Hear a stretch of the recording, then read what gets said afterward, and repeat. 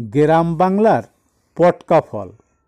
এই গাছগুলি গ্রাম অঞ্চলের খালের পাড়ে, বিলের পাড়ে, রাস্তার পাশে, ঝোপের ভিতর এখানে সেখানে এই গাছগুলি এমনিই হয়ে থাকে। তো বন্ধুরা, এই গাছগুলি কিন্তু বেশি একটা উঁচু হয় না। এই গাছগুলি মোটামুটি 1 থেকে 1.5 হাত পরিমাণ উঁচু হয় এবং এই গাছের ডালাপালা কিন্তু অনেকটা হয়, আর পাতাগুলি সবুজ একটু লম্বাটে। আর এই গাছে বন্ধুরা মরিচ ফুলের মতো ফুল হয়, যে ফুলগুলির চতুর্পাশ সাদা, মধ্যখানে একটু হলুদ বরণ দেখা যায়। ওই ফুল থেকে এই পটকা ফলগুলি বন্ধুরা হয়ে থাকে।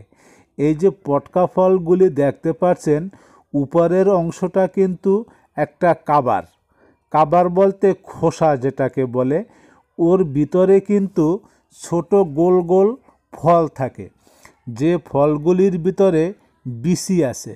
তো অনেক কবিরাজরা বইলে থাকে এই গাছের ফল অনেকটা উপকার করে মানুষের। তো আমি কবিরাজ নই যে উপকারের কথা বলবো। গ্রাম বাংলা, গ্রাম অঞ্চলের পোলাপানরা এই ফলগুলোকে যখন টিপ দিয়ে ফাটায় তখন কিন্তু পট্টাত করে ওঠে।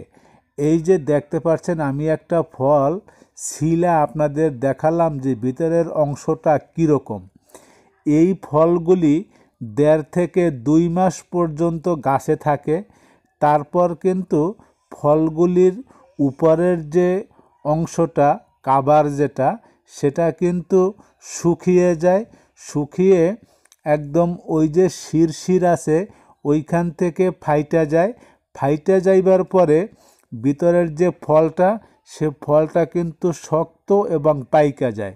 তারপরে কিন্তু বেশিরভাগই এই ফলগুলি পাখিতে খেয়ে ফেলে, আর কাঁচা থাকতে পোলাপানরা খেলা করে।